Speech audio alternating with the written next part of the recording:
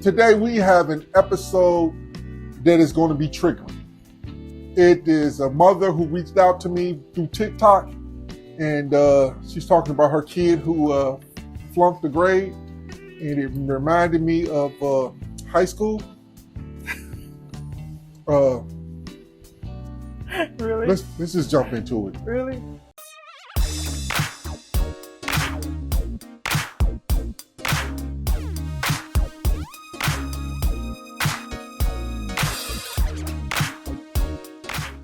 Hey YouTube, how y'all doing?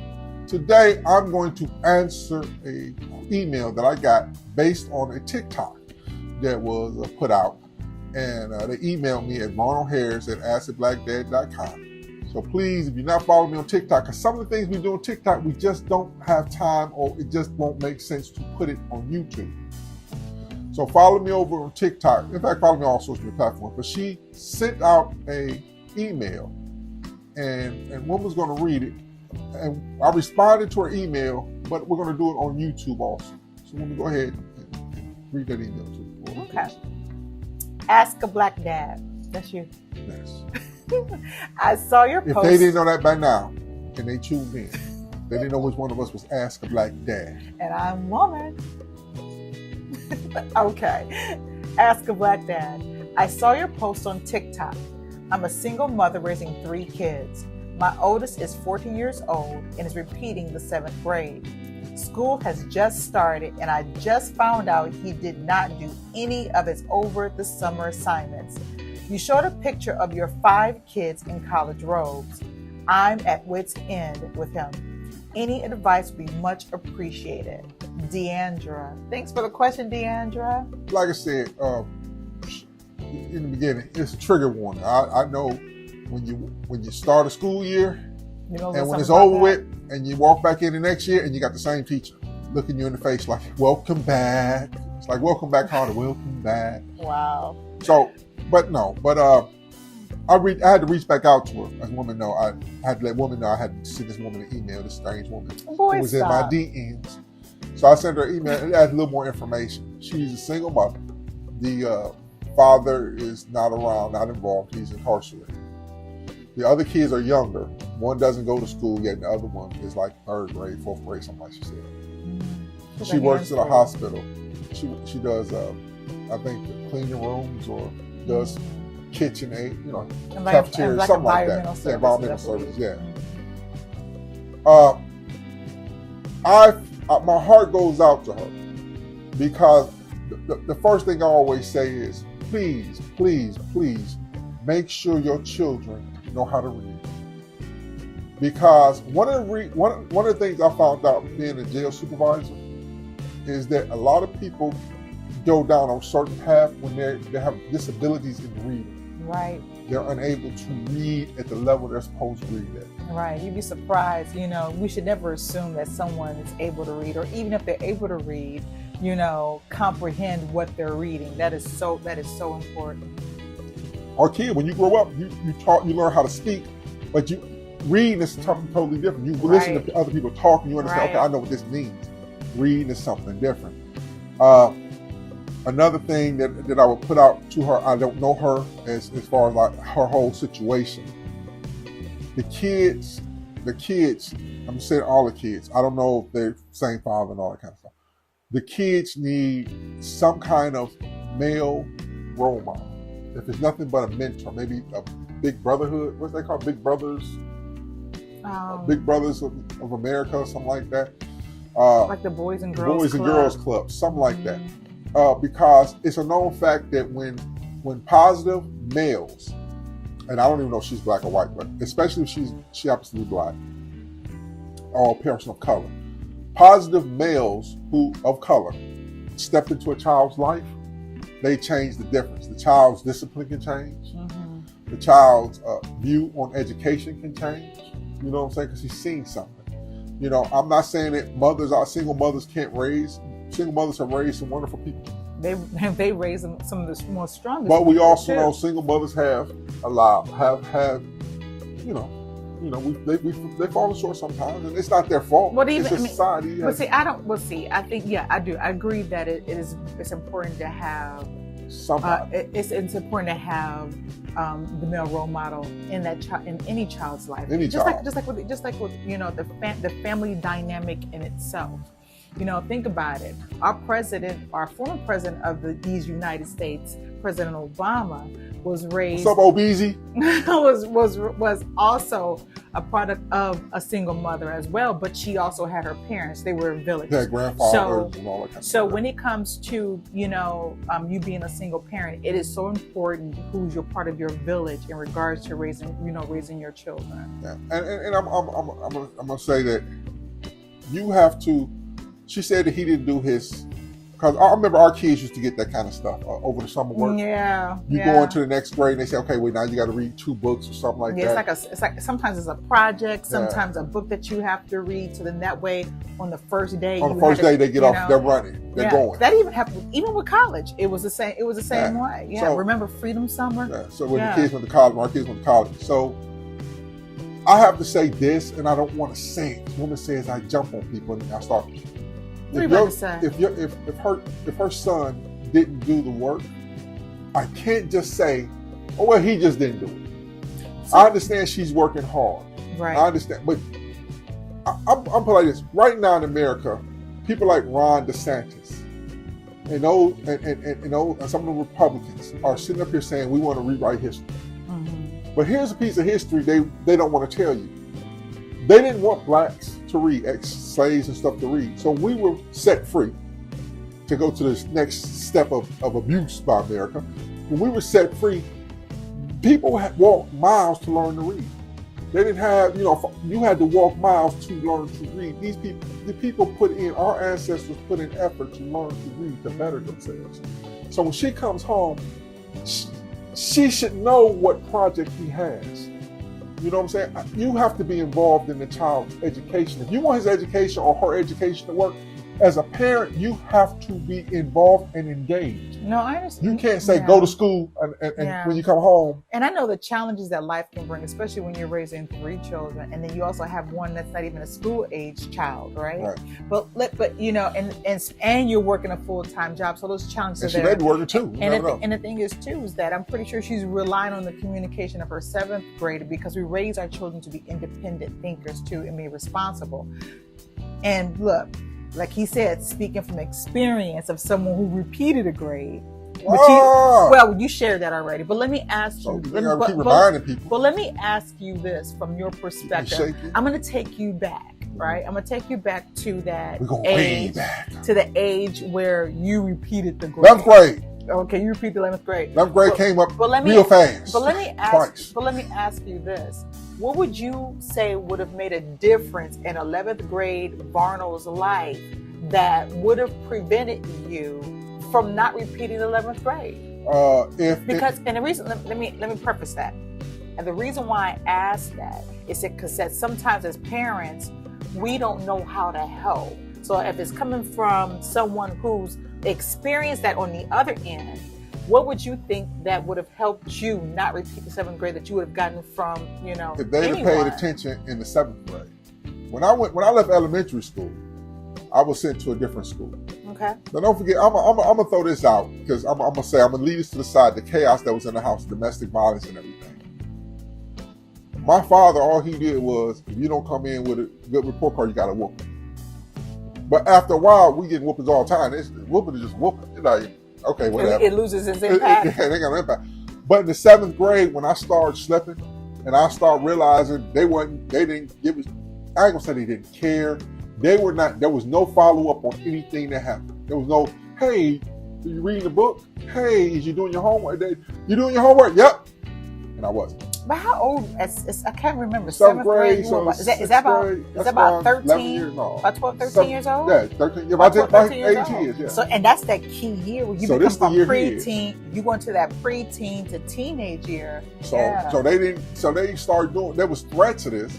So when I brought home a D, so first you bring home a D. Or you go from, I was in an enrichment program in elementary school. All of a sudden you go home from, you getting, okay, this dude's enrichment, he's smart. All of a sudden, now the grades are starting to slip off, but nobody is caring. What do you mean no one's caring? He's bringing C's home, we don't care. You know what I'm saying? It's good enough. It's good enough. It's good enough. Well, he was bringing A's home. Oh, no, back in elementary school, in kindergarten, it was E's, excellence. So they have the kind of, but all of a sudden he's bringing, okay, we don't care. Oh, so you're saying that there was something there, red flags that were red there. Red flags were being set up. But no one followed up. No one followed up. No one. Now you got teachers. In elementary school, you had your teacher stay with you. Mm-hmm. First grade, you always had your teacher. Right. Teacher call home, he ain't doing this. He ain't doing this.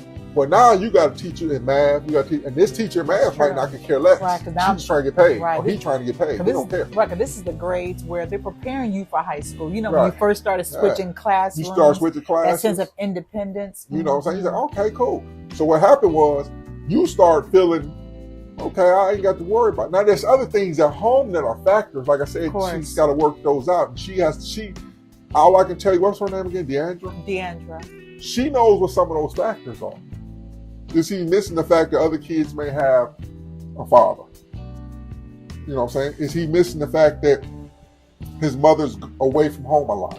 Right, but there's so many different factors. So she has to, that's what she got to. Right, and I think that's true. You need to explore what any contributing factors that may be to where that led him to repeat in the 7th grade again. There's so many different factors. There could be some distractions, not just at home, but also distractions at school. You're getting bullied. Right. Exactly. That's an excellent point. But also, too, there could be some learning distractions. I think I remember I told you before about a friend of mine who said she didn't realize that her child was dyslexic. And he struggled all the way through school. She didn't find out he was dyslexic until he was in college, his first year of college. And it was something that his college professor had noticed, that this is a very smart kid, but he wasn't making the grade. So many different factors, and sometimes we need to sit down and have that conversation with the child, you know, in regards to, because sometimes that's the best source, is starting the conversation, right? Identifying, you know, from their perspective. Just like I asked you about your perspective, what you thought would help. 11th grade, I flunked 11th grade because of 7th grade. Once I got to 7th grade and I realized I ain't got to do that no more. They ain't caring. They really aren't caring. At home, they're not caring. We're going to whoop you if you do this, but I was getting whoopings for just doing nothing. You know what I'm saying? My father get drunk. I get whoopings. So eventually the whoopings was like, and you, at a time you can whoop a child every day and the whoopings just become, Yeah, but I mean, then pretty soon you'll whoop a child, he don't cry. But think about it. In an African American family, historically, that's what it was. That was like learned behavior. If something goes wrong or you do something wrong, what you do is you get a whooping, you get discipline, spanking, you know, if you will. And sometimes that's all that parents knew to do, right? That's what they do. Right, in regards to corrective action, rather than sitting down with you or following up with the school. In school, elementary school to high school, you have that right. Right. You should be using it. I'm gonna tell you something. And if he got a phone, if he has a phone right now, if he has a PlayStation, an Xbox, you need to whoop it, mama. A woman had a person call us, and she talked to a woman. And she said her kid was acting up, remember? Mm-hmm. And he wasn't doing his work in school, but he got a PlayStation or an Xbox. He got his phone. Oh, no. It's funny that you mentioned that, because one of my coworkers, one of our friends, we talked about it, you know, and one of the things, and worked in our house too, when grades slip, we know how to get them. You took away the Xbox. You took away the cell phone. You took away the privileges. Those are all privileges, you know, in regards to having them to improve and get right. I should say. I'm telling you, we had designate a place where he can do his homework. I'm gonna tell you why. Even if you're at work, call home and say, because most phones have that. It's some kind of, you can look at an Insta Smart. What do you mean? The video chat, face-to-face chat or something. Oh, FaceTime. Something. Even if it ain't iPhone, you can do whatever. We had the kitchen table. All the kids, from when they ever had homework, they had to go to the kitchen table. And the first thing they did was wash their hands and wash up, you know, get ready. Because you had to give them time to get ready. Get ready was you got 20 minutes, get ready. I mean, wash your hand, go to the bathroom, get you some drink, wind down, go, whoo, they get their homework done. And then we check the homework.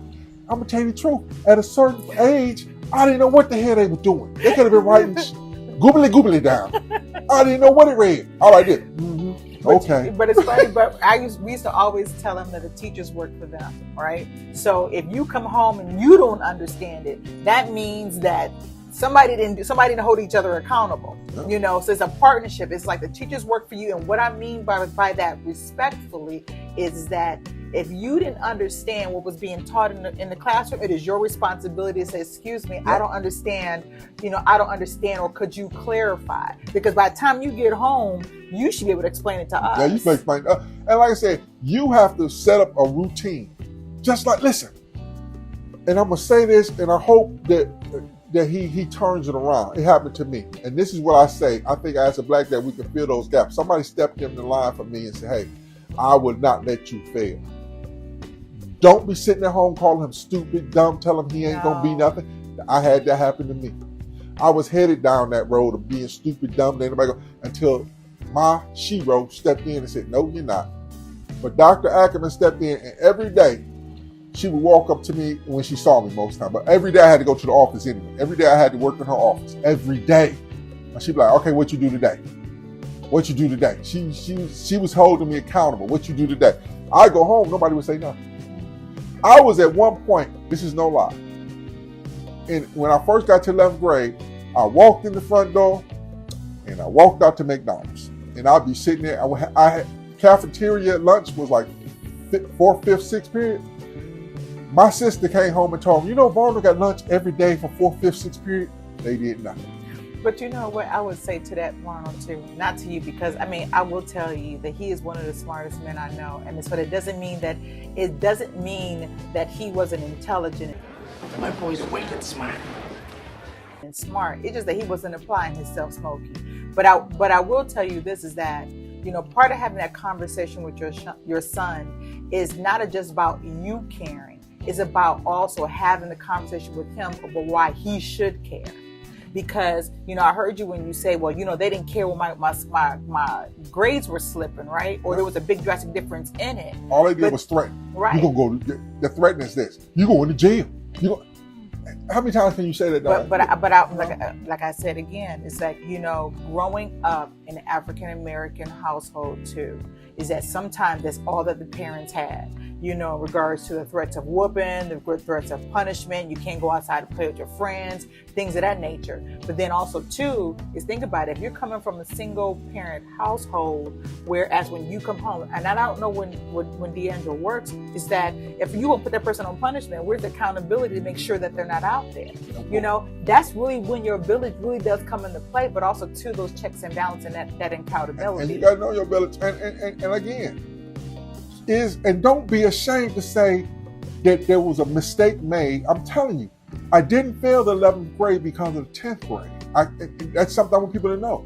You just don't wake up one year and decide, I'm going to fail. It doesn't happen. Most of the time, I would probably say 89, 90% of the time, it ain't happening. That was already set. You got to set that seed. Can he read? Is there something stopping him from reading? A kid will fall. The blessing that God had is that some of the punishments my father used to do, because he belonged to the Black Panthers, was you had to read. So he would make us read the newspaper. We had newspapers. You had to read the newspapers all the time. You had to read the encyclopedia. Y'all don't know about encyclopedias no more. Yeah, you had to read encyclopedias. It's called Wikipedia. And you had to read the Bible. I would read something. And he knew. And what he did was he came back and checked up on, what'd you read today? Blah, blah, blah. Now, I love reading the paper. I love the comic section. And maybe some of the sports, the Browns, somebody did love. So the force that I had to read, and I fell in love with reading. Except for when it got to that Shakespeare bullshit. Wherefore, if thou with the vow. I read comic books. I threw Thor out. I threw Thor out because I couldn't stand Thor when he's talking. He read thou. Where thou coming from, Thor? You mocking me? But but I'm gonna say this too, Ronald, and because obviously for you it wasn't about the ability to read or the comprehension of what you were reading, and so we don't want to assume that's the case. No, I don't want to assume, but you want to make sure. Right, you got to go through. Right, but the thing is, too, like I said, it starts by having that conversation with your son to find out why what was his thoughts in regards to why it didn't work. Why did he not do this as assignment? You know, he been doing it for a while. He failed now, so he just do it this year. Understood. But what I'm saying is also too, the onus is on your son as well, because the simple fact of the matter is that he's at that pivotal age right now. You know, to whereas he's in 7th grade, right? And so I don't, you know, they get into those teenage years. Girls can be the distraction. Sometimes it's skill versus will, but you got to explore all those different areas in regards to finding out what you can do differently, what we can do differently. He's 14 years old. That's that key. The problem is, I'm not going to just say, hey, that 14-year-old posing. He's not in. You have to be the captain of the ship. But what I'm saying is, she can't say, "Well, he didn't try." No. She got to be the captain. She got to grab the wheels and steer that stuff. I want you to listen to the words that are coming out my mouth. What it is, and I'll put it this way: it's like a shared responsibility, right? It's a when I say it's a partnership in this, because let me give you an example. I can't be no partner with a 14-year-old. No, okay, but you're not listening. So what I'm saying is, like, for example, if you remember when the kids used to have in high school, and they used to have to read these books getting ready for school, you know, getting ready to go back to school. What I would say, well, what book is that? So I would tell them, we're gonna borrow 2 books, right? So one for you and one for me. So then that way I'm gonna read the book. So when you're telling me about this book, I know that you've read it. I would tell you. A lot of times I did not read it, so I was trusting. I was trusting that what they were telling me was just and true. So not what I'm saying is that it's solely that child's responsibility. Not at all. You know, don't forget I was a partner in these 5 kids too. But what I'm saying to you is, what I'm saying. But the kids were ain't no 14-year-old apart. What I'm saying is that when it comes to their education, their responsibility, it's a partnership of checks and balances. It is your responsibility to do what is assigned, but it's also my responsibility as your parent to make sure that you do it. And that's the reason why you might not like the term partnership, but that's how I see it. It's his duty. If you got to set the rules. That's number one. You got to set the rules. First of all, he's got to look at you. Are you reading? Are you? See, he just can't see you working. Because a lot of kids say, I had that mentality too. All you doing is going to work. Anybody can get a job. That's what kids think, is they think as kids. But we know it's going to be harder for him to get a job if he doesn't finish high school. We know that for a fact. But set a seed for him. Let him know. If it ain't nothing, give him a reward. Hey, if you finish school this year and you pass the 7th grade this year, we're going to go, what's his favorite place? You know what I'm saying? Bribe him with money if you have to. You know what I'm saying? I'm going to open a toolbox full of things to get my kid going to the next level. Evidently, the punishment thing didn't work. So as a parent who has parented 7th graders in the past, Mm-hmm. what advice do you have from your own experience? What were some of the things that you did as a parent to help your children want to do better, strive to be better, and actually just to be responsible about their assignments? I set a routine for them. First of all, I had a routine. We know we have to do homework. We know we got to do good in school. We know that my father knows the teacher. You know what I'm saying? And you may not have the ability to do what I did was a room parent, go to the room and coach him and all that kind of stuff. But the teacher should know your name. And the teacher should know your name because you're going down there being ignorant. I will fight No, we ain't got to fight no teachers. We ain't got to do that. We ain't got to be stereotypical of what they want to think we are. But we're going to go down there and we let that teacher know. I talked to everyone. The teachers knew. I used to tell my kid, if that teacher say do something, that teacher represents me. So that teacher is like, I'm the sheriff and that's the deputy. And the teacher represents me when I ain't there. And my kids knew that. Yeah, so, but they also knew to have the conversation with you when they felt like the teacher was not listening to them as well. When they had problems. You know, it's important to have those to attend to those open houses. Mm-hmm. It's important to go to the parent-teacher conferences because those were so vital in regards to your children's success, because sometimes your child doesn't want to tell you that they're struggling, but when you go to those parent-teacher conferences, then that's where those conversations happen, to saying, not only do teachers say your child is struggling, they're struggling in this area, and you may want to try this or look into this. But also, too, I will tell anybody, Don't just wait for the parent-teacher conferences. Don't just wait for the open houses. There's no reason why you can't send an email simply to the teachers to say, how you doing? You should always How's she know. doing? Hey, then if your kid ain't got no homework, ain't got no tests, your kid cannot get out of school. And when I say school, he just come home and he just playing Xbox and he going out with his friends. I'm gonna tell you, and this is what I'm gonna tell you, any parent out there doing this right now, especially in major cities, if your kid is going to school and then he's coming home and there's no work, you're gonna lose him to the streets. Unless somebody steps in and saves that child, you're gonna lose him. And you know that. And stop acting. This is something I don't want to do. The woman says, I talk to Mama.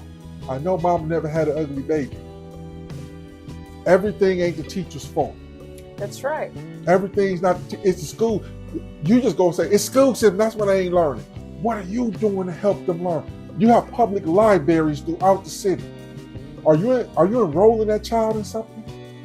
You can read to that child even, hey, look, I found this article today.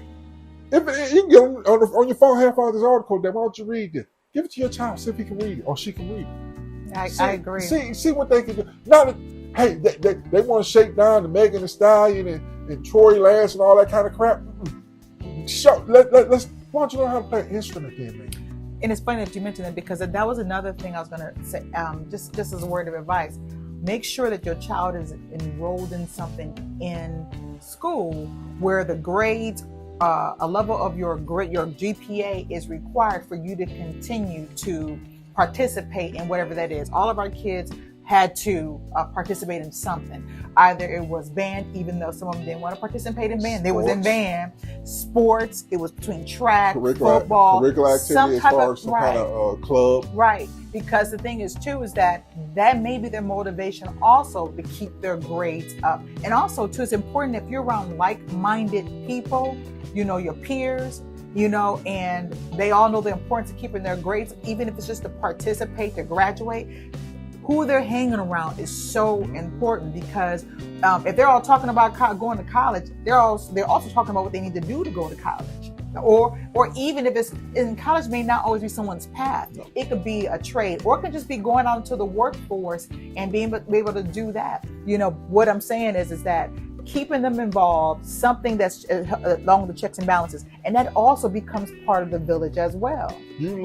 He's at a point now, and I'm going to say this. I hope that we can, that just hearing us talking, I'm glad that you reached out.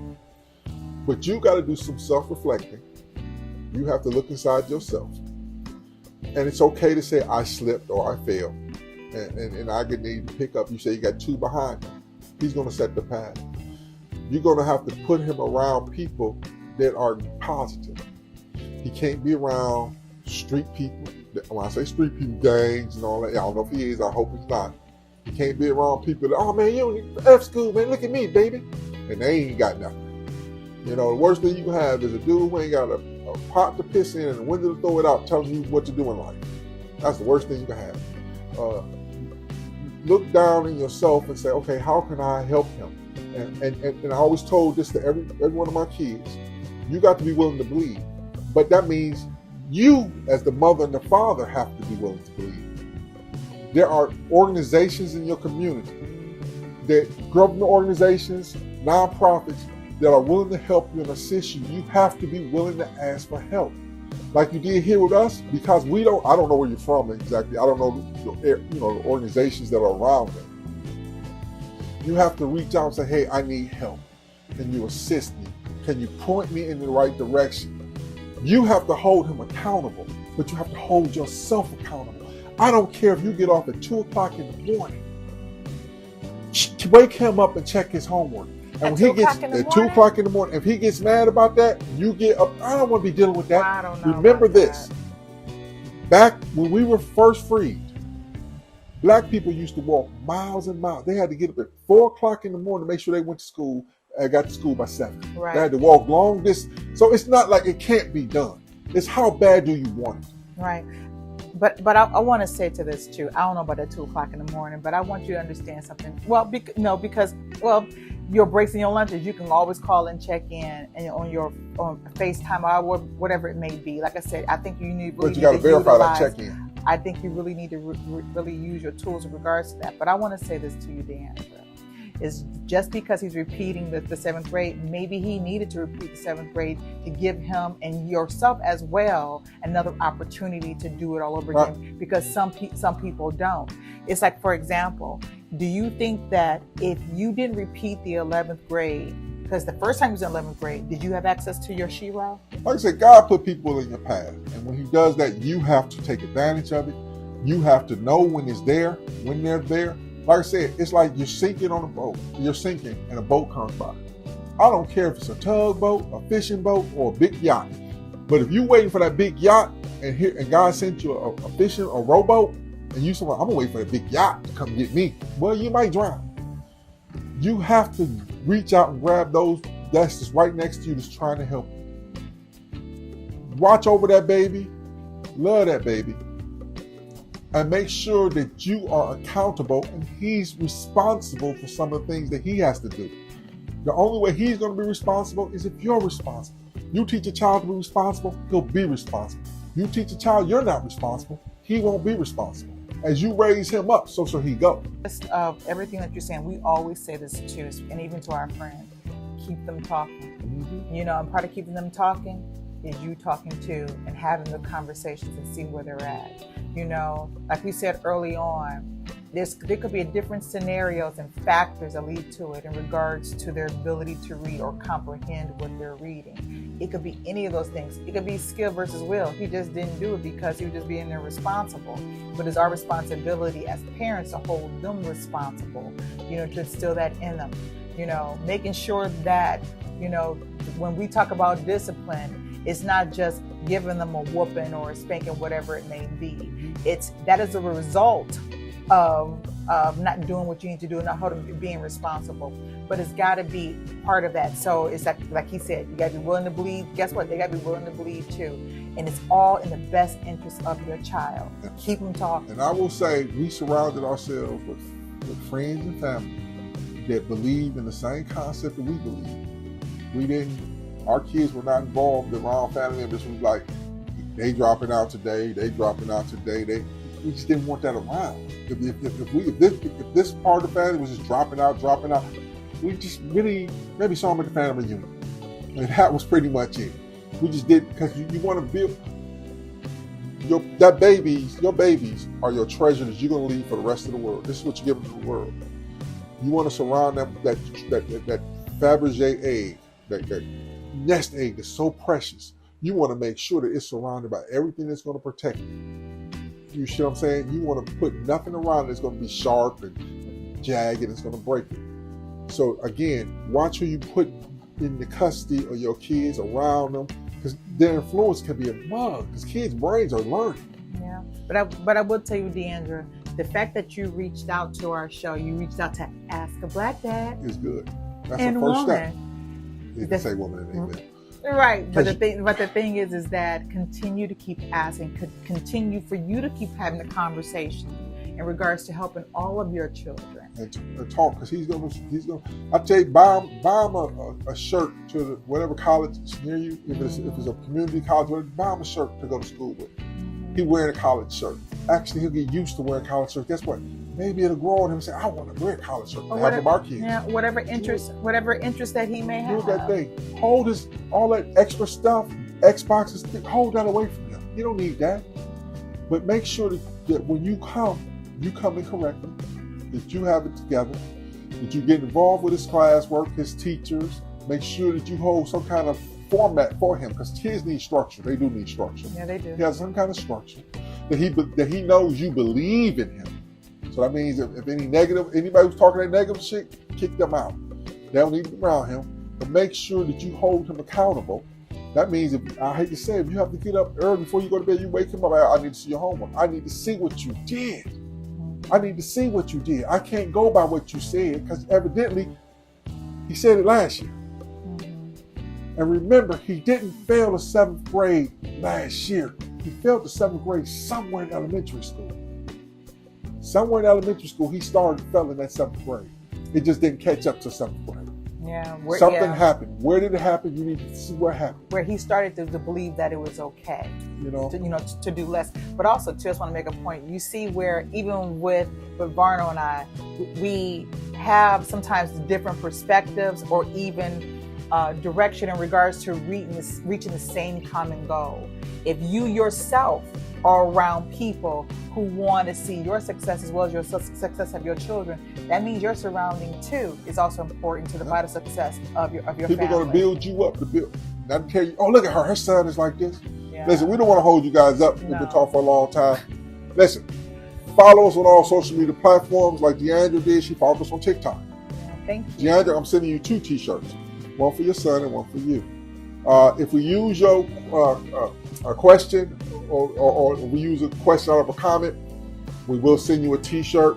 We're working on a giveaway coming up. With that being said, DeAndre, love them all.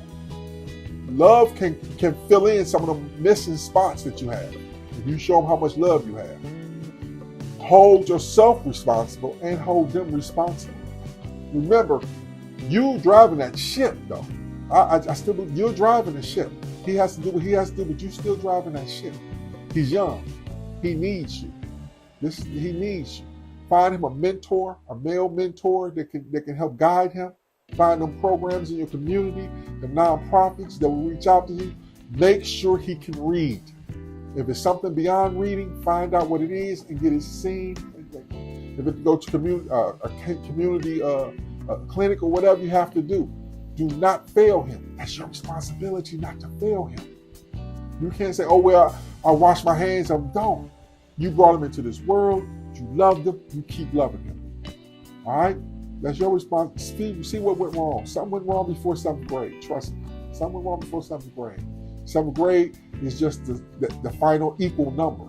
But it won't be the last number if you don't jump on it. But thank you for reaching out. I hope this helps. You've got everything inside you to do everything you need to do to get it done.